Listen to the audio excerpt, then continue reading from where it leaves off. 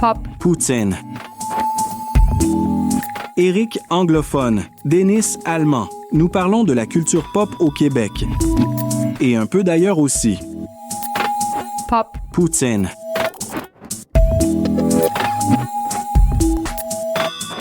Un, deux, trois.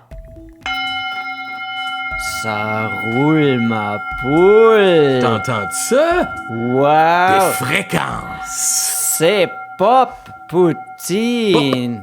Poutine. Oh, mais écoute, on est de retour des vacances, on est full hippie, là. Ouh, des Tibetan singing bowls. Oui, tout a changé maintenant. On est ici sur notre yoga matelas et on est nus et on parle avec vous dans un état vraiment hippiesque. Oui, bienvenue au Wellness Poutine. Oui. Non, on est vraiment contente d'être avec vous parce que honnêtement, c'est le podcast pas vraiment plus fiable parce que Oui, c'est vrai. On a pris un petit break pendant l'été, mais comme tout le monde, écoute, c'est comme la fête de construction ici au Québec. Ça existe-tu en Angleterre, en Allemagne, le Construction Holiday? Ben, je ne sais pas. Et si ça existe, j'ai jamais entendu quelque chose sur ça. J'ai aucune idée. Honnêtement, je pense pas que ça existe, mais peut-être ça existe aussi. Mais j'ai aucune idée. Bref, on est ici pour vous après 2 mois de pause et je suis sûr vous voulez savoir ce qui s'est passé dans les dernières 8 semaines avec Éric. Et Dennis. 2 personnes qui aiment le Québec, qui ne parlent pas le meilleur français, mais le vraiment bien français. Et ça, c'est vraiment bien français. Et ça, c'est vraiment pas bien dit déjà. Disons, c'est le perspective unique de un anglophone, un allophone qui plonge dans l'univers culturel, excuse-moi, et du une allemand. Québec. Ça, c'est moi. Ouais. Et on parle souvent de ce qui se passe ici au Québec. Mais toi, t'es retourné chez vous pendant un petit bout pour parler de...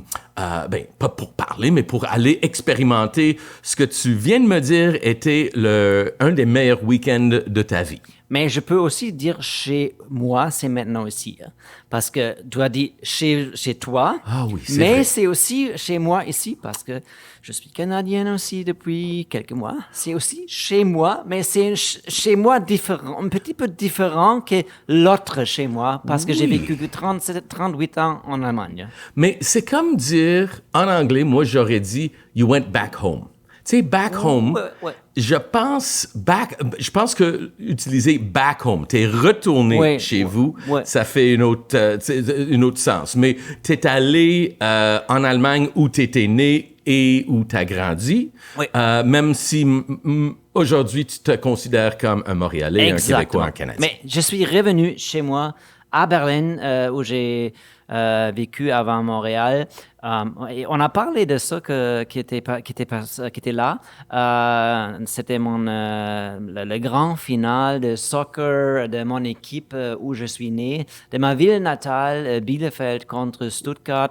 Mais bref, tu as déjà dit ça. Pour moi, c'était une de mes meilleurs week-ends de ma vie jusqu'à maintenant, parce qu'on ne sait jamais ce qui va passer dans le futur. Mais jusqu'à maintenant, c'était vraiment... j'ai eu 3 jours avec des amis que j'ai pas vus depuis 25 ans. Quand on était jeunes, on était là dans le stade tous les week-ends.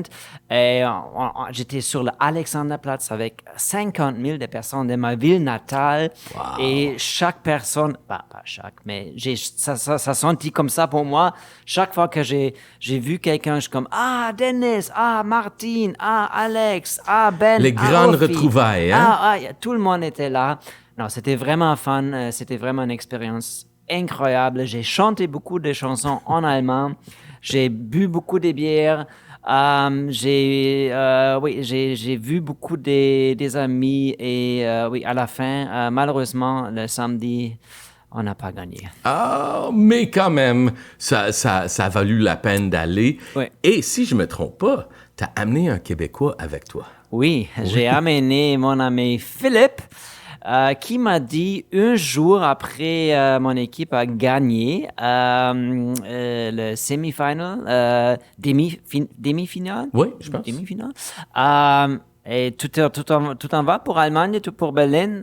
J'ai dit oui. Et qu'est-ce que tu penses si je vienne avec toi? J'ai dit, c'est malade, vraiment, mais je peux pas promettre que tu vas avoir un billet pour le jeu, Pour le game, ouais. pour le game. Il a dit, je m'en fous, j'irai avec toi et je veux vivre cette once in a lifetime. Et Philippe était là avec tous mes amis, c'était malade, on a aimé Philippe. Philippe était le legend pour tous mes amis, et aussi il était il y avait des collègues de radio qui m'ont demandé si je peux faire une entrevue pour la télévision, et Philippe était aussi là sur la télévision Allemagne. Alors, Philippe a représenté le Québec aux télévisions, à télévision allemand. Ouais. Et qu'est-ce que tu dirais si tu avais à te placer dans sa tête pendant ces 3 jours-là? Tu sais, explique-nous un peu ce que tu penses. C'est quoi l'impression d'un Québécois qui arrive dans cet environnement en Allemagne? Mais je pense qu'il a déjà entendu beaucoup sur le fait que les jeux du soccer sont spéciaux, parce que la ville est en feu. Il y a beaucoup de gens qui sont là. Parce que ça, c'est différent qu'ici. Si les Canadiens jouent à Floride, c'est pas comme 40 000 personnes s'en vont pour regarder le match. Normalement. Normalement, mais c'est drôle que tu dis Floride parce que c'est comme un cas spécial C'est où il y a snowbirds. beaucoup de Québécois Ouais. qui vont aller voir En ça. hiver, oui, mais pas pour un match de hockey. C'est ça que je veux dire.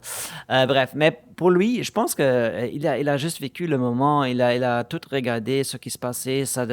Mais il a aussi c'était vraiment une chose excellente pour lui parce que c'était un jeu vraiment. Rien ne se passait. Il n'y a pas de problème. Les deux équipes s'aiment. Dans le sens que les fans s'aiment. C'était pas dangereux. On a fait des blagues avec les autres. On a chanté avec les autres. C'était vraiment un week-end avec le pays entre tout le monde. Et il n'était jamais à Berlin. Mais bref, on peut aussi demander, Philippe, je ne sais pas. OK, on va faire ça. Si vous allez entendre maintenant quelque chose de Philippe. Excellente Philippe idée! m'a donné une... mais peut-être Philippe est parti pour Europe. Mais je vais demander Philippe, et s'il veut dire quelque chose... Ça serait maintenant! Salut Pop Poutine, c'est Philippe Roberge, l'ami de Denis, avec qui je suis allé voir l'équipe de Arminia de Bielefeld, sa ville natale, à Berlin. Alors, moi, je suis parti de Montréal jeudi soir avant le match. Le match était samedi soir. Je suis parti jeudi soir de Montréal. Puis, je suis arrivé à Berlin aux alentours de midi le vendredi. En arrivant, Denis est venu me chercher à l'aéroport. Je suis allé à son appart. J'ai fait une petite sieste. Puis après ça, je me suis réveillé. Puis on est parti. Prendre le bateau, en fait. Denis m'a dit, mes amis qui vont voir le match, mes amis de Bielefeld, ils ont décidé qu'on allait faire une petite croisière sur un des canals à Berlin. Puis normalement, j'aime pas ce genre d'affaires-là. C'est tout des gars sous qui crient des chants de football, mais vu que t'es là puis qu'on va être en touriste, on y va. Fait qu'on est allé sur ce bateau-là avec juste des fans de son équipe. Bière fournie sur le bateau. Je rencontre ses amis, puis là, on part pour une randonnée d'à peu près 1 heure, où c'est ça, il y a eu beaucoup de cris d'équipe. Puis à chaque fois qu'on voyait quelqu'un sur la rive du canal qui portait soit un chandail de l'équipe de Bielefeld ou un chandail de Stuttgart, l'équipe adverse, là, ça criait sur le bateau, ça s'envoyait promener si c'était des adversaires, ou ça s'envoyait des accolades si c'était des gens de Bielefeld. Fait que c'était bien drôle, tout ça dans la bonne humeur, évidemment. Et donc après le bateau, on est allé rejoindre d'autres amis à Alexanderplatz, qui est un endroit que en fait, j'étais jamais allé à Berlin de ma vie, donc tout ça pour moi est nouveau. Alexanderplatz, c'est un endroit qui était à Berlin-Est autrefois. Magnifique place publique, très grande, et là, on arrive là, il y a beaucoup de monde, c'est rempli. Les bières arrivent sans que je les ai demandées, on se met à boire, tout ça, puis Denis me présente à plusieurs personnes. J'ai l'impression que même Denis, il revoit des gens que ça fait longtemps qu'il n'a pas vu, là. C'est un peu comme une rencontre d'une espèce de conventum de secondaire, là. Chaque fois qu'il se promène, il fait comme « Ah! » C'est des gens, j'ai l'impression qu'il n'a pas vu depuis comme 15, 20 ans, 30 ans. Donc, c'est drôle de vivre ça avec lui.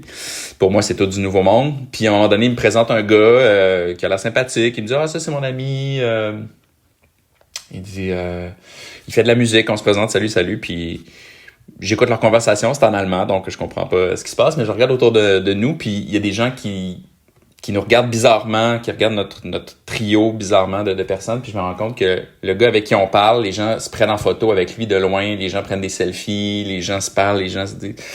Alors, Denis finit par me dire, oui, c'est un gars qui fait c'est un rappeur ici qui s'appelle Casper, c'est son nom de rappeur.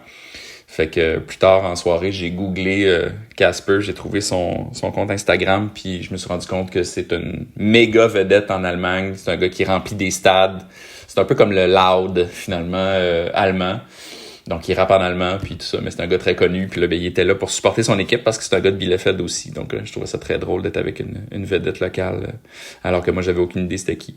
Donc, sur Alexanderplatz, ben, c'est son bois, les gens chantent des chansons, je m'achète un foulard de l'équipe, puis après quelques heures, on change de place, on s'en va dans un autre endroit un petit peu plus petit, une espèce de coin de rue qui est fermé à la circulation. Puis là, les gens chantent encore, ça boit encore dans la rue, tout ça dans la bonne humeur. Et puis là, je reconnais une chanson, la chanson italienne Sarà perché ti amo, qui est une chanson assez connue même au Québec. Puis je me rends compte que c'est une version qui a été modifiée, les paroles ont été modifiées pour parler de l'équipe de Arminia Bielefeld. Donc c'est drôle, cette chanson-là a joué beaucoup au courant de la fin de semaine. Puis à chaque fois, je trouve ça bien drôle parce que c'est un peu quétaine pour nous, cette chanson-là. Mais là-bas, ils l'ont comme revampée. Et donc c'est ça, on finit la soirée, on va manger, on est une gang d'à peu près 7-8 personnes rendues là. On quitte cet endroit-là, l'intersection des deux rues, on finit par se retrouver à la porte de Brandebourg avec les amis de Denis qui sont aussi un peu touristes comme moi parce que c'est des gens qui habitent pas nécessairement à Berlin, donc pour eux être à Berlin c'est un peu être touriste. Ça fait qu'on se retrouve à la porte de Brandebourg, on prend une photo, puis pendant qu'on prend la photo il y a quelqu'un qui allume un fumigène bleu devant la porte, puis là tout le monde trouve ça bien drôle autour de nous, mais c'est un peu illégal, fait que je sens qu'il faut s'en aller vite avant de se faire arrêter par la police. Fait qu'on quitte cet endroit-là, puis la soirée a fini comme ça. On est allé se coucher après ça. Donc, c'est vendredi soir. Samedi matin, on se lève, on déjeune à la maison, à l'appart de Denis. Puis après ça, on s'en retourne à Alexanderplatz, qui est l'espèce de quartier général des fans. Finalement, tout le monde se rencontre là avant d'aller au match. Et là, il y a encore plus de monde le samedi après-midi. Donc, on voulait encore plus de monde. Les gens ont leur chandail de l'équipe. Puis, c'est la fête. Il y a des discours sur la scène, mais on est un peu loin. Puis Denis a rendez-vous avec une journaliste de Berlin parce qu'il faut se faire interviewer comme étant une personne qui a fait beaucoup de voyages, donc qui a fait une grande distance pour venir voir ce match-là. Donc je l'accompagne, puis la journaliste allemande lui parle en allemand pendant longtemps, puis elle lui pose des questions sur le fait qu'il a voyagé de Montréal pour aller voir ce match-là, puis elle me pose une question en anglais. 2-3 questions en anglais, puis finalement, elle me demande si je connais des chants de l'équipe. Puis c'est drôle parce que peut-être un mois avant qu'on se rende, Denis, il m'a envoyé une playlist d'à peu près 10 chansons, des chansons des chansons de l'équipe, là, donc des espèces d'hymnes de l'équipe. Puis il y en a quelques-unes que j'ai écoutées puis que je trouve amusantes. Puis il y en a une dont j'ai retenu la première phrase, là. Et puis la journaliste me demande est-ce que tu connais des chansons de l'équipe, puis la réponse est oui, fait que je récite ma phrase que j'ai apprise par cœur, la phrase qui dit, est-ce que je m'en rappelle, ein Ball, ein Schuss, ein Schrei, ein Tor, Bielefeld war. Alors ça veut dire une balle, un tir, un cri, un but, Bielefeld va gagner. Donc, je récite ma phrase que j'ai apprise par cœur, puis c'est cet extrait-là qu'ils ont gardé pour le topo télé. Donc, c'est quelque chose qu'on peut encore écouter, je pense, sur YouTube. Puis, suite à cette entrevue-là, je pense qu'on dîne, puis après ça, on s'en va rapidement au stade. Denis va arriver tôt, fait qu'on arrive peut-être vers 3 4 heures au stade de Berlin, le stade olympique de Berlin. C'est super impressionnant comme endroit.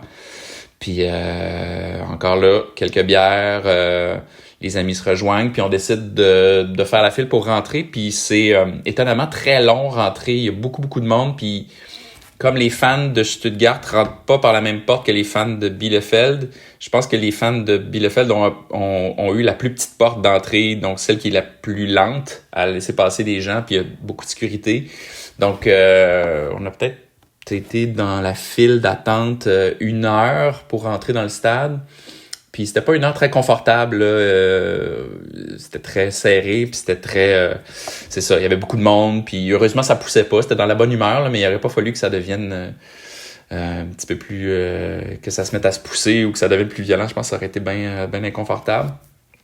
Puis j'apprends après que pour eux, les Allemands, c'est impardonnable là, qu'il ait fait attendre les gens comme ça, puis que c'est pas supposé arriver, puis il y a eu des plaintes après ça, puis il y a des gens même qui sont arrivés plus tard, puis qui sont arrivés en retard pour le match tellement que c'était long rentré. Mais nous, c'est ça, après 1 heure, on est peut-être rentré sur le site donc du stade, il était peut-être 18h. Puis c'est ça, donc on rentre là, on s'achète des bières encore. Puis on rentre dans le stade, puis là, le stade de Berlin, le stade olympique de Berlin, c'est un des plus beaux endroits que j'ai vus, puis c'est plein, c'est rempli de monde. L'ambiance est électrique. D'un côté du stade, toute une moitié du stade, tous les gens sont habillés en bleu. De l'autre côté, tous les gens sont habillés en blanc et rouge. Et puis, Denis a réussi à m'avoir un billet là, par je ne sais pas quel moyen, mais je suis là, mais on n'est pas assis ensemble. Moi, j'ai un billet tout seul, assis donc au milieu d'une section avec des gens que je connaîtrais pas pour le match. Fait que ça me rend un petit peu nerveux. Puis aussi, ce qui me rend nerveux, c'est qu'on me dit qu'il y a une chorégraphie. Que quand je vais arriver à mon siège, je vais avoir des instructions. Et puis, on va me dire quoi faire. Donc, ça aussi, ça me rend nerveux. D'abord, c'est des instructions en allemand. Puis, je sais pas si je vais être capable de suivre tout ça. Je vais savoir à chanter quelque chose. Je vais savoir à bouger d'une certaine façon. Fait que ça me rend nerveux. Fait que finalement, j'arrive à mon siège, puis il y a un petit drapeau noir, je pense, ou bleu. Non, il était bleu, mon drapeau. Puis j'ai des instructions, donc je mets ça dans Google Translate, puis ça dit, à telle heure, vous devez lever votre drapeau dans les airs, à telle heure, vous devez l'agiter, tout ça. Puis finalement, c'était assez simple, là. J'avais pas grand-chose à faire, puis je suivais un peu les deux messieurs qui étaient à mes côtés, puis c'était bien drôle. Puis finalement, c'était des gens à qui j'ai à peu près pas parlé pendant le match, c'était des gens assez silencieux, puis ils étaient assis avec leur famille, fait que j'ai pas eu à parler ni à m'excuser de pas parler allemand puis de me sentir un peu imposteur dans cette foule-là qui était remplie juste de fans de Bielefeld. Donc, c'est ça. Après ça, ça va vite. Le match commence. Et puis, c'est ça. Le match, ils ont perdu au final 4-2, mais à un moment donné, c'était 4-0 là, pour Stuttgart. Donc, ils ont jamais vraiment... Quoi qu'ils ont eu Bielefeld a eu la première occasion de marquer. Ils ont fait un poteau. Je pense que ça aurait changé l'allure du match. Mais ils ont pas marqué. Et puis, après ça, Stuttgart a pris le match en main. Puis, finalement... Bielefeld a réussi à marquer 2 buts vers la fin puis nous donner un petit peu d'espoir, mais il était trop tard. Et puis, c'est ça, le match fini. Puis là, il y a évidemment, on est un peu au-dessus des ultras, là, la section des ultras qui est comme plus bas que nous. C'est vraiment intense, les ultras. Il y a des gens qui font aller des drapeaux puis des espèces de grandes banderoles tout le long du match. Je suis sûr qu'il y a des gens dans cette section-là qui ont rien vu du match, mais puis ils font aller des fumigènes, puis des pétards, puis des feux d'artifice, puis des fois l'arbitre est obligé d'arrêter le match parce qu'il y a des feux d'artifice, puis il y a de la fumée, tout ça. Mais c'était bien électrique, puis c'est bien impressionnant, puis c'est bien impressionnant de voir des Allemands chanter des cris d'équipe, tout ça, puis dans notre imaginaire de Québécois ou de Nord-Américains, quand on entend des Allemands faire des signes ensemble, puis chanter des chansons ensemble, c'est souvent pour les mauvaises raisons, c'est des choses qu'on a vues dans des films de la Deuxième Guerre mondiale.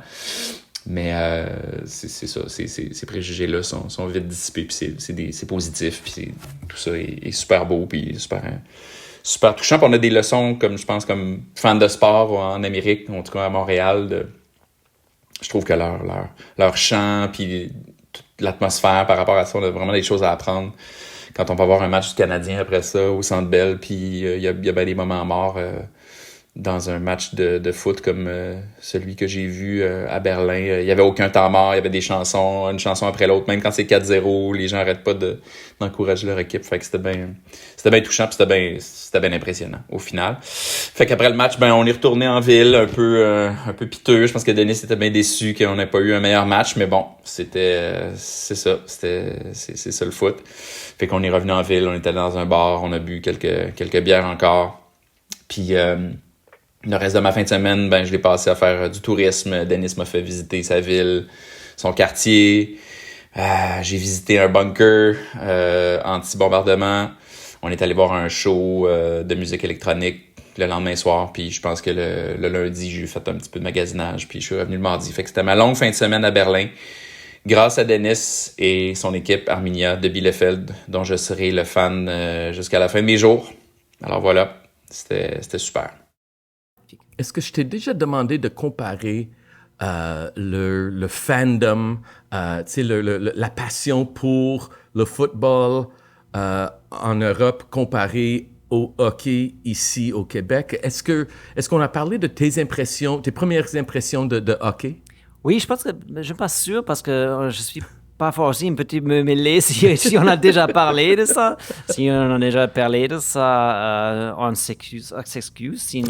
Sinon, c'est 2 mois plus tard, tout le monde a déjà oublié ça.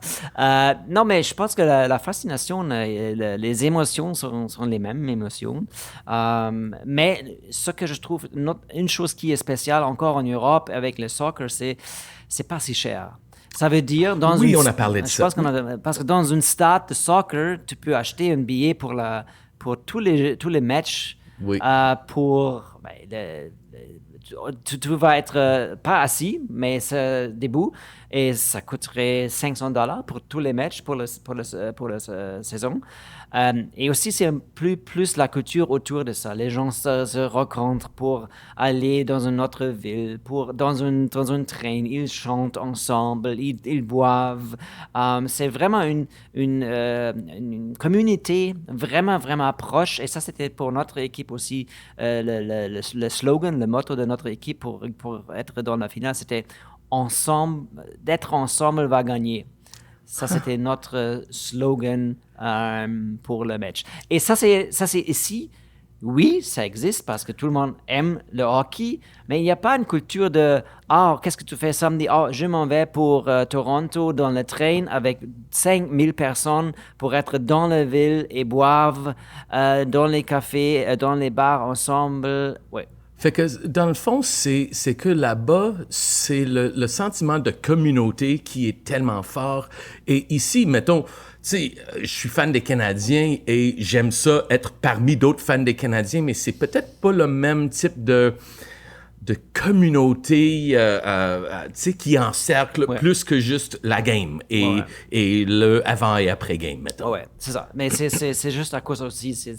Une des raisons, c'est juste vraiment simple parce que le Canada et les États-Unis sont vraiment immenses et tu ne peux pas prendre une train pour arriver à Los Angeles c'est cher. Mais en Allemagne, tu peux prendre une train pour 1 heure pour arriver dans la prochaine ville et ça coûte $5 pour juste y aller. Oui. C'est juste notre culture autour de ça et ça veut dire tous les gens de n'importe quelle société sont ensemble, plus ensemble. Mais ça fait aussi parfois sens parce qu'ici, il y a juste 16 000 dans le stade et ça doit peut-être coûter cher pour faire ça. Mais les stades en Europe, on a 80 000 personnes dans un stade aussi. Et il y a beaucoup de raisons. Bref, mais je pense la passion, c'est la même. Les émotions, c'est les mêmes. C'est juste une culture qui a été basée sur des autres choses. Mais ça, c'était mon été jusqu'à maintenant. Et j'ai vécu beaucoup de choses en Allemagne aussi. Et qu'est-ce que tu as fait les derniers 2 mois sans moi? Ah, écoute, ça vraiment... J'ai une drôle d'histoire parce que l'autre jour, quelqu'un m'a demandé comment ça va, tu sais, côté job, côté projet et tout. Et j'étais avec des Québécois. C'est tellement à propos pour Poutine, mais... tu sais, elle m'a demandé, puis, comment vont les choses? Et je dis, ah, écoute, ça va bien, Je voulais dire je pète le feu, mais j'ai dit je pète des coches. Une phrase que j'ai appris, une des premières choses que j'ai appris ici, péter les feux. Oui, mais j'ai pas dit péter le feu, j'ai dit je pète des coches. Et est-ce que tu sais ça veut dire quoi? Ça veut dire freaker out. OK. Tu sais, elle m'a dit, puis comment ça va? Oh, I'm freaking out! Mais non, c'était pas ça. Oui, je dirais que depuis quelques semaines, je pète le feu parce que j'ai plein de projets créatifs qui commencent à cristalliser. Mettons des choses qui sont, en anglais, on dira « in the works » depuis tellement longtemps, et je sais pas ce qui s'est passé, mais il y a quelque chose qui s'est débloqué, et je trouve qu'il y a beaucoup de flow, il y a beaucoup de connexions qui se font. J'ai été invité à un genre de party psychédélique, disons, dans un chalet en Ontario avec plein de monde, plein de hippies. Il y avait beaucoup on jasait beaucoup des chakras et des choses comme ça. Comme au début de cet épisode. Oui, exactement. Qui est la raison pour laquelle j'ai amené mon singing bowl tibétain. Je peux même faire ça. Regarde ça. Si vous écoutez maintenant, vous êtes encore chez Popotine, pas dans le balado Mantra 2.0. En tout cas, fait que j'ai passé un week-end avec du monde vraiment cool, très créatif, très musical. Et je suis revenu vraiment avec mes batteries rechargées. Et j'ai découvert un genre de communauté montréalaise qui m'a fait un peu penser aux communautés que j'ai expérimentées dans cette chalet-là. Et ça s'appelle Nomad. Nomad TV, Nomad Life. Et je crois que toi, tu viens de faire un reportage là-dessus pour la radio Grâce à toi. Grâce à moi, parce que tu m'as dit... Mais je connais déjà... le Nomad Studio parce que j'étais plusieurs fois là pour Impo Montréal. Oui. Et pour des parties aussi, mais... C'est comme un genre de loft. Ben, l'histoire est, il y a un gars qui s'appelle Jason, qui était un fondateur d'une méga compagnie. Il n'y a pas de ça. OK, c'est Jason qui était le fondateur de Moment Factory, qui a comme décidé au moment donné de vendre ça. Il y avait d'autres intérêts. Ben, toi, tu as fait une entrevue, fait que tu peux peut-être m'aligner là-dessus, mais jusqu'à maintenant, tout est correct. Je pense qu'il a décidé, il voulait pas cette vie plus corporate, pas les pressions du monde corporate. Il voulait faire plus de l'art. Et lui, tu sais, c'est vivre ce qu'il veut. Oui, exactement. Et c'est un filmmaker, c'est un passionné de film.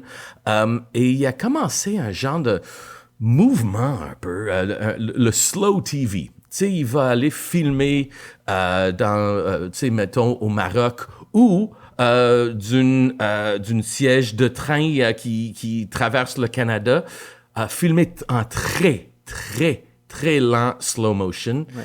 Et il crée la musique avec plusieurs musiciens pour l'accompagner. Et les images sont malades. Sont malades, ces images. C'est vraiment bien filmé. Ben, imaginez, le gars, c'est le fondateur de Moment Factory. Ouais. Fait que tu sais qu'il y a there's a care, il y a une on sait que les images c'est important pour lui. Ouais. Exactement. Et j'ai comme découvert une communauté qui entoure cette initiative-là, avec plein de musiciens qui arrivent chaque semaine pour faire des jams. On sait jamais qui va être là ou qu'est-ce que ça va créer comme musique. On a toujours des écrans qui nous inspirent avec les images que Jason a filmées ou que la communauté a filmées. Et il n'y a pas de règles. On arrive avec moi. Tu sais, des fois, je joue mon singing bowl. Des fois, jamais un kit de drum électronique. Il y a un guitariste qui fait des effets tellement bizarres. Écoute, c'est génial et ça m'inspire. Et je veux parler de Nomad parce que je pense que ça vaut la peine d'être connu. C'est vraiment un endroit éclectique. Oui, parce que c'est Parce- un loft ouais, à la base. C'est un loft avec beaucoup de petites choses à découvrir. Des meubles, des projecteurs, des livres, des cadres, des miroirs, et une machine de popcorn. C'est comme une maison de curiosité. Oui, c'est comme une fairy tale dans une loft. Et c'est vraiment, j'ai tout le temps adoré cet endroit. Et j'ai vu des concerts là. C'est vraiment, c'est drôle parce que c'est morceau à morceau, mais tout est fait avec l'amour. Oui. Et ça, ensemble, c'est comme une mosaïque. Et tu parles juste du décor pour le oui, moment. Oui, je parle juste du décor. Et c'est malade. C'est vraiment un endroit où je me trouvais vraiment bienvenu tout le temps quand j'étais là. Et j'étais aussi là pour un enregistrement, une jam, une soirée. Il y avait 5 personnes quand j'étais là. C'était aussi vraiment impressionnant. Et j'ai oublié parce qu'il m'a dit, il y a 3 mots de suivre. Cinématique, psychédélique, et j'ai oublié le 3e Moi mot. aussi. Tu la connais? Non, mais j'oublie le troisième. Ouais, Parce que il y avait 3... Ouais. Mais bref, 3 mots pour faire la musique. Et dans 3 mots, tu dois faire la musique. Et c'est comme pour toi, comment? C'est comment tu te sens avec les autres quand tu es là? J'adore ça. Ben, moi, j'aime ça, l'improvisation. Et c'est tous des bons musiciens. Ou au moins, c'est tous des musiciens avec beaucoup d'instinct, avec beaucoup d'intuition. Fait que, tu sais, on s'écoute. C'est vraiment la musique sans forme. Et pour un drummer ou percussionniste, c'est dur de ne pas mettre du forme dans la musique. Alors, ça pour moi, est un leçon. It's a bit humbling, tu sais, c'est humblant.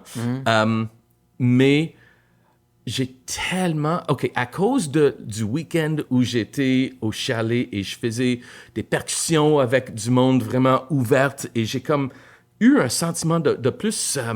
j'étais plus à l'aise. Fait que quand j'arrivais au jam de Nomads, les Antenna Jams ou... Oui, ça s'appelle Antenna. Oui. Parce que c'est le projet Antenna qui fait de la musique. On peut aussi, je pense, écouter ça sur son Bandcamp. Oui, où il y a même un plateforme pour ces images, pour les vidéos. Mais pour les vidéos, je le sais. Oui. Parce que tu peux trouver ça quand même sur Roku, Apple. Tu Exact. peux trouver mais je ne sais pas s'il y a aussi Nomad TV. Nomad Slow TV. Oui, exactement. Checkez-vous ça. Et quand je suis là, j'ai vraiment expérimenté avec toutes sortes d'instruments ou toutes sortes de choses qui font du bruit. Jusqu'au point que la dernière fois, en jouant, je me suis levé, je suis allé dans la cuisine, parce que c'est un grand loft. Ouais. Je suis allé chercher un genre de poteau, un pot. Pas un poteau, excuse-moi, un pot. Ouais. Je l'ai rempli avec un peu d'eau et j'ai fait comme... Ouais. Tu sais, on est Ok. vraiment ailleurs avec les sons. Et quelqu'un m'a demandé qu'est-ce que je fais dans le groupe ou dans le projet. Et j'ai dit, ben la percussion, il m'a dit... Parce que un peu comme toi, il était là pour visiter. Il a dit, ben c'est quasiment comme tu as fait les effets sonores. Et j'adore ça. Et c'est ça le cinéma. C'est ça l'effet cinématique. Fait que c'est... je sais pas. Mais il y a d'autres projets qui vont se faire avec les connexions qui se font entre les musiciens là. Ouais. Alors, c'est vraiment une grande découverte pour moi comme communauté. Et je pense que c'est assez ouvert. Tu sais, vous avez juste à regarder pour Nomad Life online et vous allez trouver, parce que c'est aussi un workspace. Fait que le monde peut aller visiter. Et pendant que tu parles, j'essaie de trouver le 3e mot. Parle-moi 10 secondes, je suis OK. proche. Oui. Il est allé chercher ça sur le web. Je connais tout là-dessus parce que je suis dans le groupe, j'ai mais... trouvé le 3e mot. C'est quoi? Atmosphérique. Atmosphérique. Il m'a dit Des atmosphérique. 3 mots. OK, oui, c'est ça. Bon, les 3 mots atmosphérique, je suis pas proche du microphone, je suis désolé, psychédélique et cinéastique. Oui. C'est Et- ça qu'il m'a dit. Oui, et c'est vraiment... c'est ça. Ça me fait triper. Et après ça, il y avait le festival de jazz. Oui. Mais pas après ça, mais... Je pense Pour moi, c'était pendant quand j'étais là. Mais je sais pas, ça a commencé la semaine prochaine. Ouais. Non, Quoi? ben, enregistre, c'est le dernier jour était samedi. On enregistre 2 jours après. Oui, le festival exactement. de jazz. Oui, fait que le festival est déjà fini, mais Ouais. écoute, j'ai tripé à fond cette année. C'était vraiment un bon festival. J'ai eu une super job à faire des entrevues avec des artistes Blue Que Note. tu as rencontré qui? Mon ami Eric, dis-moi. Est-ce que c'est le temps pour faire le name dropping? Oui, OK. OK, à chaque fois le nom, tu vas avoir une son. OK. Juste drop tous les grands noms ensemble et on parle après. OK. OK. Ah non, moi, c'est moi qui dois faire ça. OK. Est-ce que... Attends, donne-moi là. Bon, tu me dis tous les noms que tu as rencontrés. OK? Je fais ça comment? Comme ici ou... Juste gentiment OK. sur le côté. OK. Je vais aller en ordre. Pour le festival de jazz, Chris Botti, Stella Cole, Brandon Woody, Branford Marsalis, Jeff Goldblum. Yes! Je l'ai vu. Et j'ai vu plein de bands, mais ça, c'est le monde que j'ai interviewé. Et j'ai quelques petites histoires vraiment le fun. Oh, OK. non, ça me soit. Alors... Let's go. Oh, oui, ça sonne beaucoup. Wouh! Hippies. OK, raconte-moi. OK, so, premièrement, avec Jeff Goldblum, c'est tellement le fun parce que je l'ai déjà rencontré pour une entrevue il y a 15 ans quand je travaillais à Toronto. Et je me rappelle quand je l'ai rencontré la première fois, il voulait jouer un game. 6 degrés de Jeff Goldblum, mais avec Jeff Goldblum. Le concept derrière 6 degrés, c'était comme un meme avant des memes existaient. Ça s'appelait 6 Degrees of Kevin Bacon. Et c'est comme un game que le monde J'ai jouait. entendu ça. Quelqu'un dit un acteur et un autre acteur, ils doivent... excuse-moi, quelqu'un dit un acteur et ils doivent avoir pas plus que 6 étapes pour connecter à Kevin Bacon avec des rôles qu'ils ont joués.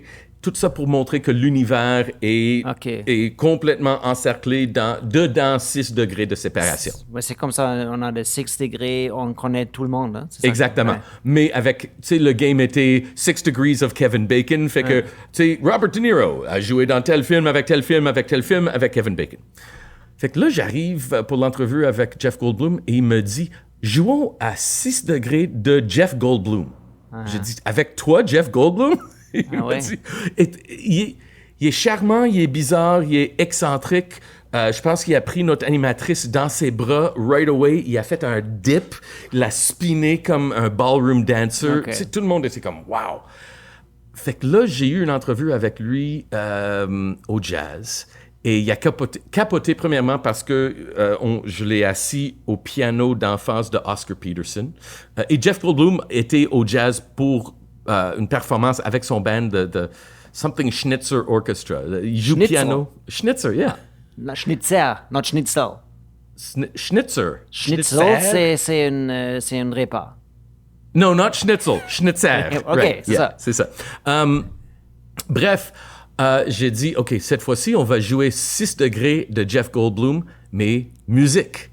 Go, Miles Davis. Et là, il a dû trouver ses connexions. Et c'est vraiment un gentleman au millième ordre. J'adore Jeff Goldblum. Ouais. Ça, c'était vraiment le fun. Puis, mais ça n'a pas fini là. J'ai vu plein de shows, mais j'ai aussi eu la chance d'interviewer plein de monde la dernière fin de semaine au Comic-Con.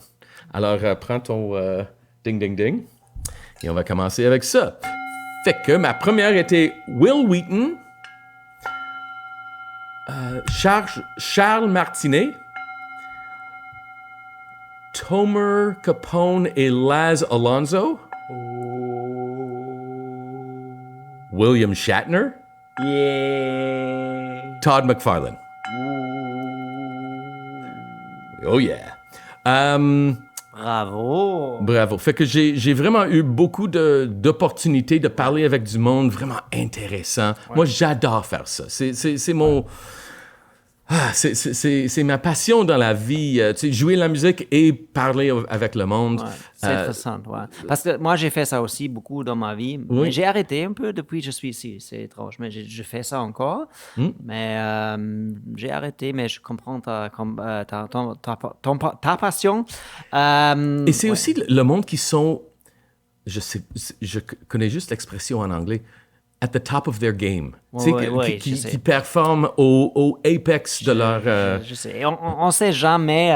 C'est drôle parfois parce que j'ai aussi fait des entrevues avec beaucoup de gens qui sont vraiment, vraiment connus et tu sais jamais parce que c'est au niveau de ça, ils sont les professionnels. Ils savent ce que je dois dire. Mais c'est pas tout le monde, mais dans ce niveau, normalement, ils sont un petit peu comme je sais comment je joue avec toi. C'est tout le temps vraiment intéressant quand tu es dans une salle avec eux et tu sais, il y a une gare, une femme à côté qui a dit la prochaine gars, le prochain homme, il est vraiment, vraiment, vraiment important. Sois vraiment gentil avec lui. C'est ça qu'ils font. Les promotions, les gens qui travaillent pour les promotions, qui disent tout le temps, hey, Dennis, il travaille pour les stations en Allemagne. Sois gentil. Sois gentil. Et tu peux sentir ça. Mais quand même, il y a quand même aussi des gens qui sont parfois pas gentils. Ça arrive aussi. Oh oui. Ben, j'ai une histoire. Ouais, j'ai un aussi. scoop. Ah, Êtes-vous prêt pour un scoop? oui. William Shatner. Ah, Oh. Il m'a pas regardé pour 2 secondes dans les yeux. non. Il était, disons qu'il n'était pas intéressé par le monde qui l'entourait, le monde qui demandait des questions, mais le moment qui est monté sur scène, il était allumé comme ça se peut pas. Il était un consummate professional. Ouais. Il y avait des histoires. Il était likable, gentil, Ouais. drôle. Et puis, il a descendu du stage et, tu sais, Ouais, des professionnels. mais il a quand même 94 ans. Alors, tu sais, OK, il y a peut-être juste assez d'énergie pour mettre ça à on sur le stage. Ok. Mais oui, j'étais un peu déçu qu'il ne m'a pas regardé dans les yeux. Mais Charles Martinet, ça, c'est le voix original de Mario. Tu sais, It's me, Mario! Lui, il y a tellement de fans dans des Comic-Con, là. Il va falloir qu'on parle de Comic-Con tantôt. Oh, mais- aussi, voilà. mais lui, il y a tellement de fans et il était tellement positif. Il a fait une vidéo pour mon fils, que mon fils, tu sais, il le répète, tu sais, il a appris par cœur. Fait que c'était vraiment le fun, ça. Ouais, c'est vraiment intéressant parce que moi je peux juste, si je peux juste ajouter une histoire, une name dropping de ma côté. moi, j'ai fait une entrevue avec Lady Gaga. Et moi, dans les entrevues, comment ça marche pour moi, je ne sais pas comment tout fait des entrevues, mais j'ai l'impression, parce que je t'ai approché la première fois quand tu t'es vu, je suis comme, hey, tu fais les entrevues comme moi, j'ai l'impression on est des jumeaux dans le sens comment on travaille, mais je suis tout le temps honnête. Moi, je suis tout le temps honnête. N'importe qui être en face de moi, je suis honnête. Si quelqu'un me demande qu'est-ce que tu penses de mon album et j'aime pas ton album, je te dis, je n'aime pas ton album, mais je dois dire à cause de ça. Si je dis non, j'aime pas ça, ça ne fonctionne pas. Mais moi, je veux aussi savoir ce que les gens pensent de moi. Ce que les gens pensent de Pop Poutine. J'ai reçu aussi des critiques. Les gens ont dit, parfois, vous êtes un petit peu pas si correct avec les informations. Vous êtes un petit peu dans l'air, là. Soyez-vous un petit peu plus prudent avec ça. C'est pas Poutine. Mais bref. J'aime aussi recevoir les critiques parce qu'avec ça, je peux m'améliorer. Mais j'ai fait l'entrevue avec Lady Gaga et je me rappelle, elle m'a demandé, elle a eu notre... c'est quoi le mot en français? Welcome to the français cours niveau 1, le WIC. English is a second language? Non, c'est quoi le WIC? Oh, wig, comme wig. une perruque. Ah, juste une perruque. OK, oui. Ça, c'est facile. OK. Désolé. English is a second Désolé pour l'anglais. Une perruque, elle porte une perruque. Elle a changé des perruques dans sa vie des millions de fois. Ouais. Et elle m'a demandé, après l'entrevue, si j'aime la perruque qu'elle porte. Et moi, je dis, oui, j'aime vraiment ta perruque, mais c'est la première fois que je pense que ça, c'est vraiment, vraiment cute. Elle me regardait comme, t'es sérieuse? T'es sérieuse? Je suis comme, hey, je suis désolé, mais j'aime vraiment les cheveux curly. C'est Fait ça, que- frisé. Alors, juste pour j'étais- être clair, tu as dit que oui, t'aimes sa perruque et que c'est la première fois que tu la trouves cute? Oui. Mais Eh, écoute, mais- elle a probablement aimé ça. Elle a aimé ça parce que... Non, vraiment, je suis tout le temps... Si tu me demandes des choses, je suis tout le temps honnête. Eric, demande-moi maintenant des choses que tu veux savoir. Je suis honnête avec toi. Oui, je suis non, honnête. oui, je Bref, et c'était juste un moment de dire comme... Hey, parce que j'ai dit, c'est pas mon style que tu as porté avant. Mais avec les cheveux frisés, j'aime ça vraiment. À la fin, il m'a quand même dit, c'est correct, parce que moi, j'aime pas ça que mais je sais tout fait ça, mais j'ai pas aimé faire des photos vraiment avec les musiciens, c'est juste moi. J'ai fait des photos juste avec les musiciens sans moi. C'est ça que j'ai fait. Et Ah oui, j'ai- ok, et ouais. j'ai fait des Polaroids avec eux. Et elle m'a dit à la fin, c'est correct, Dennis. J'aime ton honnêteté. J'aime ton honnêteté. Faire une photo avec ton... Parce que je pense que j'ai 600 Polaroids des musiciens. Oh, wow. 600 Polaroids des musiciens vraiment connus dans ma maison, mais je ne sais pas quoi faire avec ça. Si vous avez des idées, Un ils livre? sont là. Non, j'ai pas les droits parce que j'ai dit aux musiciens, c'est juste pour moi. Ah, OK. Mais ça. Fait que j'ai une autre histoire que j'aimerais raconter de mes entrevues. Quelque chose que j'ai trouvé tellement cool. Chris Botti, c'est un trompettiste qui a joué avec tout le monde. Il jouait avec Sting, avec Barbra Streisand, avec Frank Sinatra, avec Joni Mitchell. C'est vraiment un légende, mais... Et il y a un carrière solo aussi. C'est comme du smooth jazz. Le monde aime beaucoup ça. Et je l'ai fait en entrevue et on parlait de... Il m'avait dit qu'il jouait avec Buddy Rich. C'est le batteur Buddy Rich. Probablement le meilleur batteur au monde. Et j'ai dit, connais-tu les cassettes? Les fameuses Buddy Rich bus tapes. OK. Il m'a dit, oui, tu connais ça? Alors, un petit background, un petit contexte.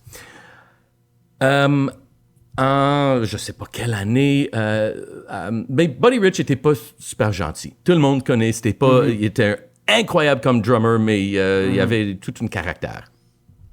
Et il y avait une période où il allait sur le bus et il donnait de la marde aux musiciens, mais pas à peu près comme « Fuck you, you fucking think that you could fucking make me look that fucking bad. » Do we beep that? Non, parce que c'est en français. On peut oui. dire fuck. Fuck. That's fun, fuck. Fait que, tu sais, he goes to town. Et c'est devenu, quelqu'un l'a enregistré avec un genre de Walkman, tu sais, un vieux Walkman. Et ça a devenu comme, genre, the stuff of cults. Tu sais, toutes les légendes d'humour connaissaient la légende des Buddy Rich tapes. Je ne connais pas. Juste au point que dans Seinfeld, il y a 3 références différentes, dans 3 épisodes, des références spécifiques aux Buddy Rich tapes. Et en plus, tu connais le film Whiplash? Yeah. Cet personnage était basé sur les Buddy Rich tapes. Ah, OK, bon. Et Chris Botti m'a dit qu'il était sur le bus quand Buddy Rich a fait cette explosion de vulgarité. Il y a même fait sortir un des trompettistes, un trompettiste légendaire. Il l'a laissé sur la route. Il était vraiment pas gentil avec ses musiciens, mais je capotais que Chris était là pour cet événement. Et en tout cas, tu sais, quelque chose qui peut réunir Whiplash, Buddy Rich, Whiplash, Buddy Rich, qui d'autre? Seinfeld et Chris Body. Ça, c'est une bonne histoire. Wow. Je vais le mettre sur le net. Fait que, tu sais, peut-être quand je le sors, je vais le partager sur Pop Poutine. Yes. Sur Instagram. Sur Vous Instagram. pouvez regarder cette histoire magnifique et j'ai hâte de voir ça aussi. Oui. Mais on est encore dans le Montréal Jazz et j'ai aussi vécu aussi une chose drôle. Mais j'ai vu Thundercat. Thundercat, oui, j'étais là aussi. As-tu vu aussi à la fin le petit enfant qui est... Non, j'avais parti pour voir un peu de Branford Marsalis et j'ai entendu dire que j'ai manqué. C'était magnifique. Moi, c'est drôle parce que j'étais debout et j'ai checké mes pantalons parce que j'ai pas trouvé mon portefeuille. Et j'ai checké mon portefeuille et j'ai pas regardé la scène. Et je suis revenu sur la scène et il y avait une petite gare de 8, 9 ans, je sais pas. Il a dansé comme une... Hey, j'ai jamais vu un garçon de 8, 9, 10 ans danser comme ça. Il était totalement dans le moment. Il a dansé sur la musique de Thundercat comme une professionnelle avec toute la passion. C'était incroyable. Et Thundercat était impressionné. Il a dit « Reste avec moi » et chante aussi. Il a chanté un peu aussi. C'était un moment magnifique. J'ai vraiment adoré ça. Je suis vraiment, vraiment content que j'ai vu ça. C'était un concert incroyable. J'ai vraiment adoré ça. Et une autre chose qui était drôle, parce que moi, j'étais sur le... parce que j'ai fait aussi un reportage pour l'Allemagne sur la place des arts en général, pour ce qui se passe dans l'été là, parce que ça, c'est pour les Québécois aussi à comprendre. Un endroit comme ça, c'est spécial, sur le monde. Un endroit où tout l'été, il y a des scènes qui sont installées pour 4 semaines, pour le jazz, pour le Festival Afrique, pour le Francophonie, Mutech. Je pense que Juste pour rire, c'est aussi un petit là. Oui, c'est vrai. Oui. Et c'est gratuit. C'est vraiment, vraiment spécial. Et il n'y a aucun endroit sur le monde qui est comme ça, honnêtement. C'est vraiment aussi vraiment focalisé sur cet endroit. Je sais, il y a aussi des choses négatives un peu parce que les gens disent les autres clubs autour de ça souffrent un peu parce que tout est là. J'ai attendu ça. OK, on laisse là dans l'air. J'ai de la misère avec ça. Mais OK, oui. Mais j'ai entendu ça. OK, ouais. Et bref, j'ai fait un reportage et j'ai enregistré beaucoup de choses. Et j'étais en train de chercher pour un homme ou une femme qui était là pour quelques fois. J'ai rêvé de trouver quelqu'un qui m'a dit hey, « J'étais là la première fois en 2095. Et depuis ça. Et comment je trouve quelqu'un comme ça? J'étais là 2-3 jours, j'étais un petit peu... Parfois, je suis pas fatigué, paresseux, parce que tu es là et tu ne veux pas demander tout le monde que tu ne connais pas. Tu es un petit peu comme... Il faut être il reste 5 jours, je vais trouver quelqu'un. J'étais dans un concert dans le studio pour Michael. Checkez-vous, Michael, c'est un artiste magnifique. Elle chante avec une voix comme un ange. Je ne sais pas si c'est bien à dire ça, mais je trouve que la musique est bonne. C'est vraiment une voix incroyable et tu ne vas pas trouver une voix comme ça au Québec, comme ça. Michael, M-Y-K-A-L-L-E. Bref, sur cette concert, cette concert, il y avait un gars et moi j'ai décidé, je cherche pour les hommes ou les femmes qui portent un T-shirt de Montréal Jazz. Ah, OK, oui. Un vieux T-shirt. Oh, un vieux T-shirt. OK, et oui. Il était juste en face de moi. Je suis comme, c'est lui. Il a porté un T-shirt de 92. Oh, yeah. J'ai demandé lui, hey, excusez-moi, je cherche une personne qui peut parler de ce que était ici avant la place des Arts et pendant les années. C'était la 40e. Et ma mère allait souvent et elle m'écrivait des lettres après avoir vu Pat Metheny quand ça a été sur la rue Saint-Denis. C'était Saint-Denis longtemps. Oui. Et Terre d'Homme, c'était un autre... C'était un autre endroit. Bref, j'ai demandé cette personne et c'était Terre d'Homme, c'était le vieux endroit pour l'expo. J'ai déjà oublié ça parce que j'ai pas entendu, j'ai pas écouté ce qu'il m'a dit. Bref, j'ai demandé lui. Il m'a dit, ah oui, je suis ici depuis la première édition et j'ai joué dans la première édition avec mon école. Et j'ai beaucoup d'histoires à raconter. Et j'étais vraiment, vraiment, vraiment content. Et cette personne s'appelle Claude. Et Claude m'a aussi raconté une histoire, comment le jazz était avant le jazz comme aujourd'hui. On va écouter ça maintenant.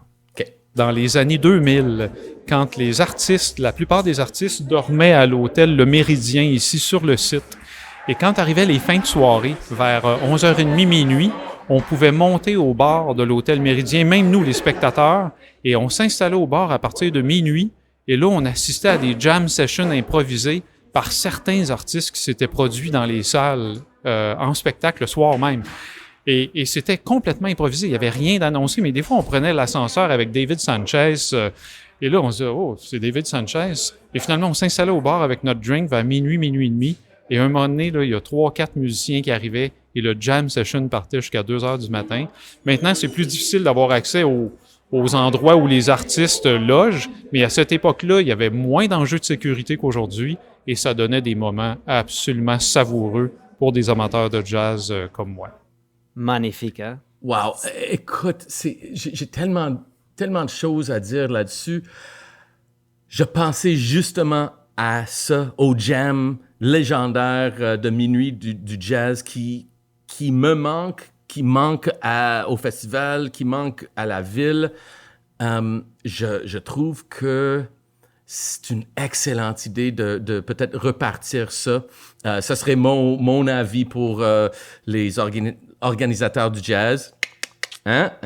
Nudge, nudge, wink, wink. Mais je pense que c'est difficile parce que c'est trop grand. Non, on peut ça se fait et je pense que c'est quelque chose. Oui, d'une façon, ça doit être organique. Tu sais, on peut pas vraiment créer la magie comme ça. C'était le type de choses qui était spontané. Ouais. Mais je crois que si on fait de la place pour ça, pas l'espace, mais fait un place pour ça. Ouais. Et cette année, j'ai remarqué qu'il y avait il y avait un stage, un genre de pas cabriolet, c'est quoi le nom? Un genre de gazebo, un petit gazebo pas loin du coin de... C'était malade. Oui, Sainte-Catherine et Bleury, je pense, à l'opposé du Grande Scène. Ouais. Mais c'est comme right in the middle of the action et il y avait toujours des bands intéressants là-bas. Fait que la programmation et la localisation de cette place a fait vraiment bravo au Festival de jazz de faire ça cette année. Oui, ça c'était aussi mon endroit préféré. Moi, j'étais assis là plusieurs fois juste pour relaxer. Oui. Et la musique était aussi vraiment bonne. C'était vraiment... J'aime aussi, je suis un homme qui aime quand même les petits shows. Mm-hmm. Je suis pas parfois un homme qui aime le 25 000 avant une grande scène. Ah oui, monsieur. Excuse-moi, monsieur. Soccer Stadium. Mais c'est soccer. C'est soccer. C'est une autre chose. C'est pas un concert. Oui, juste un blague. Mais je sais pas. C'était tout le temps comme avec moi que si les salles sont plus petites si les salles sont petites, j'adore ça parce que on est plus proche, on est plus, c'est plus intime et je comprends ce que tu veux dire. Mais merci Claude pour partager ton histoire parce que c'était vraiment, vraiment intéressant. Et aussi, une autre chose, je veux partager quand même, c'est il y avait un moment pour moi qui était... J'ai pas vraiment vu beaucoup de jazz parce que je suis pas un homme de jazz, beaucoup. Mais j'ai vu les Violent Femmes. Ah! Violent Femmes. J'étais pas là et d'après les réseaux sociaux, j'ai vraiment manqué quelque chose, mais j'ai jamais été... Tu sais, j'ai apprécié, tu sais, leurs chansons connues, mais je paierais pas grand-chose pour aller les voir. Ouais. Ça, c'est moi. Et je veux juste savoir, peut-être, j'ai besoin de ton aide, ton opinion. OK. Le monde a capoté, le monde a dansé, le monde a chanté, le monde a aimé les Violent Femmes. Moi, j'étais aux États-Unis les années 93-94. J'ai écouté les Violent Femmes comme les grands fans d'histoire de Violent Femmes. J'adorais chaque chanson. Je suis tanné de Blister in the Sun, je suis honnête. C'est juste trop drôle de Blister in the Sun. Malheureusement, ça arrive parfois avec une chanson. Tu peux rien faire. C'est une chanson malade, mais c'est tout. Et j'étais là et ça m'a pas touché. Je ne sais pas ce qui se passait. Tout le monde autour de moi a capoté. Et moi, j'étais là et le show était malade. Mais moi, j'ai pas trouvé ma connexion et je ne sais pas c'est quoi. Jusqu'à maintenant, je me demande c'est quoi qui est arrivé. Je ne sais pas pourquoi. Peut-être c'est juste trop loin. C'est juste une partie de ma vie qui est finie. Normalement, je suis aussi nostalgique, mais c'est peut-être la même chose avec Oasis. Ouais. Je ne sais pas. Maintenant, ils jouent encore et tout le monde a attendu. Les deux frères vont jouer ensemble comme Oasis. Mais j'ai déjà vu Oasis quand j'avais 25 ans et c'était assez pour moi. Je capote pas. Je ne sais pas pourquoi.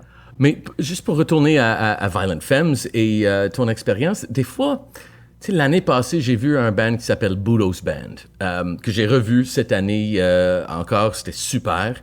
Mais l'année passée, il faisait chaud. Il faisait tellement chaud, c'était au Club Soda et l'air clim marchait pas assez, fait que je me rappelle, j'étais pas du tout into the show. Et cette année, je suis allé, c'était au Metropolis, il y avait assez d'air et j'ai adoré. Peut-être aussi, la première fois que je les ai vus, j'avais vu comme 3 shows avant. Fait que, tu sais, excuse-moi pour cette Pas grave. je pense que des fois, c'est juste un momentary thing, on n'est juste pas into it, mais c'est bizarre que tout le monde était...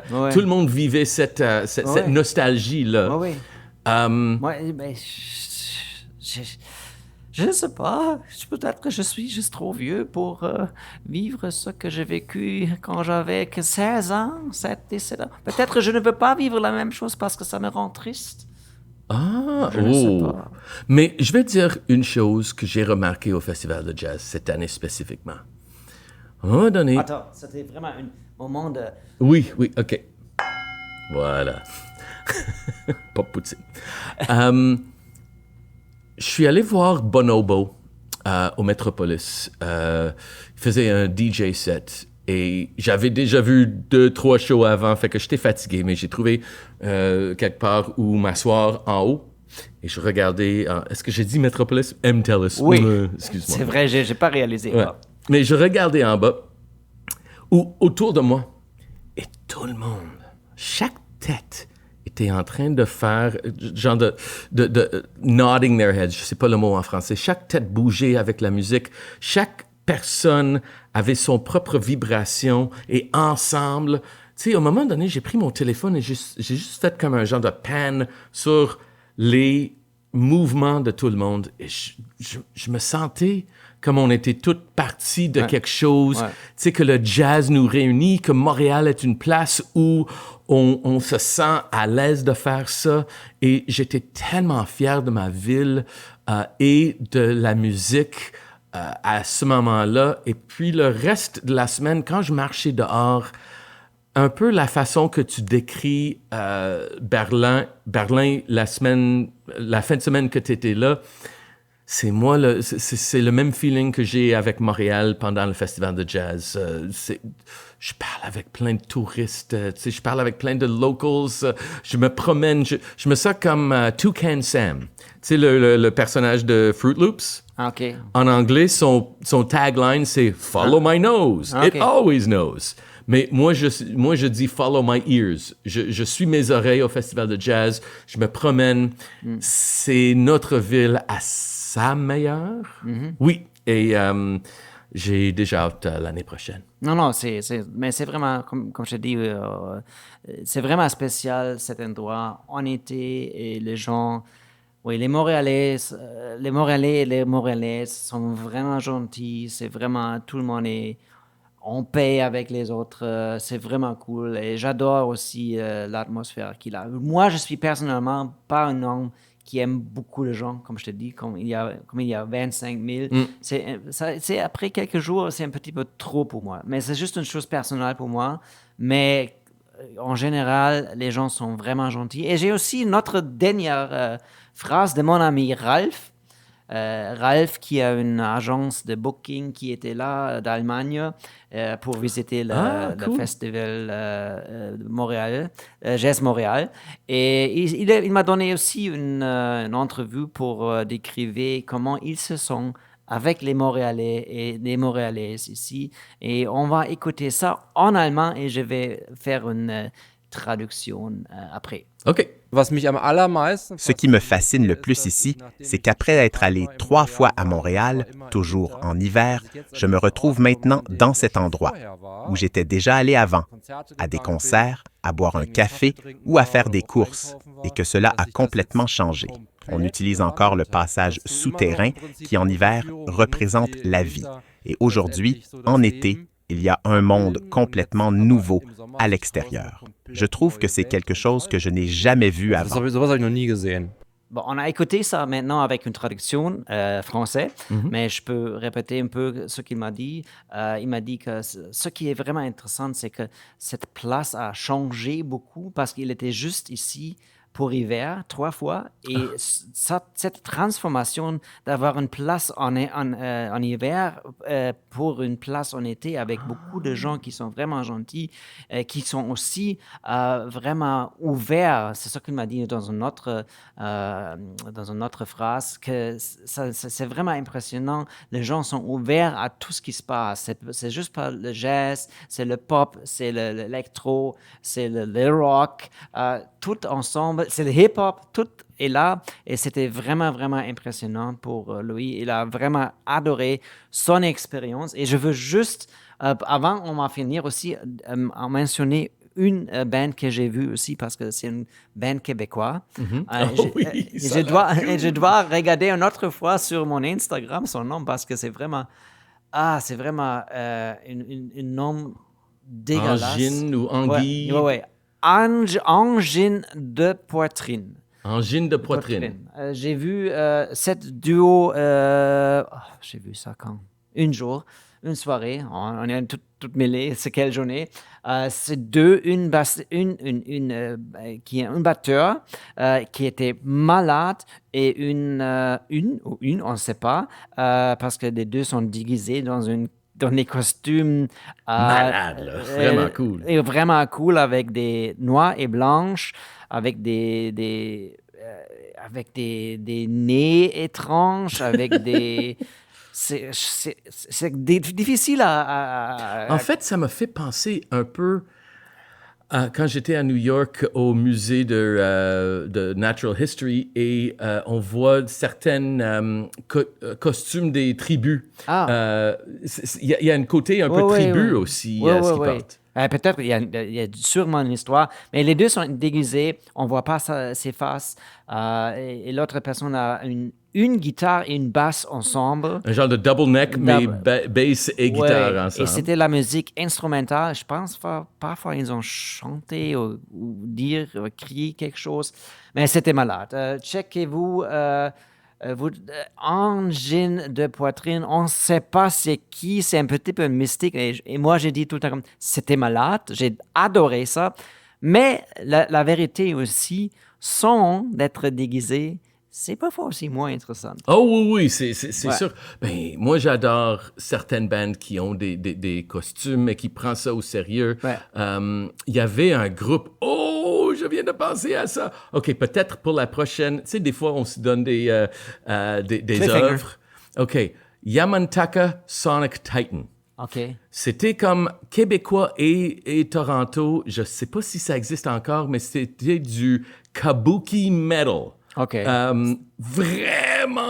Vraiment cool. Alors, je vais t'envoyer les détails et la prochaine fois que vous nous écoutez, on va sûrement parler de Yamantaka Sonic Titan. J'ai hâte de parler avec toi sur cette band que le nom j'ai déjà oublié parce que c'est compliqué. Mais si vous voulez parler avec nous, vous pouvez envoyer un courriel à contact@poppoutine.ca. contact@poppoutine.ca. Et si vous avez déjà écouté tous les épisodes avant, vous savez maintenant, on est arrivé à la fin. À la fin, oui. À la fin de notre épisode 14. Déjà 14. Hey, Eric, Hmm.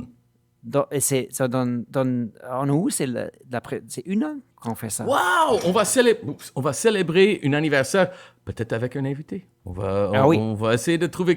Parce que moi, j'ai déjà comme un liste de monde qui veulent être sur notre podcast. Et ça, c'est vrai. Ça, c'est pas comme... Ah oui, pas Poutine, on a tout... Non, mais vraiment, il y a du monde intéressant qui veulent être nos invités. Hey, j'ai aussi une autre histoire. Quoi? Non. Prochaine fois, rappelle-moi, Oui. parce que j'ai une histoire sur Céline Dion à Hambourg. OK, parfait. Céline Dion, Hambourg, pas Poutine. La prochaine fois, on vous aime. J'espère que vous nous aimez aussi. Oui, et on va finir avec ce qu'on a commencé. Un ding. Oh. Oh, man! C'est à toi. OK, ouais. Viens ici, viens ici. Ouais.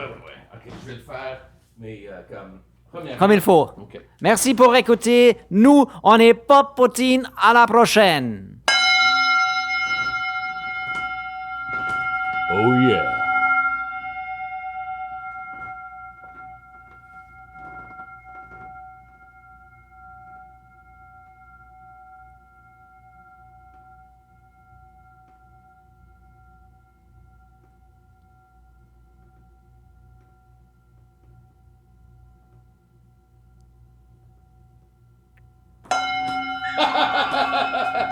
OK. Si vous êtes encore là, ça c'est le trek en déguisé. Voilà, c'est tout. À la prochaine fois chez Pop Poutine les Poutinises.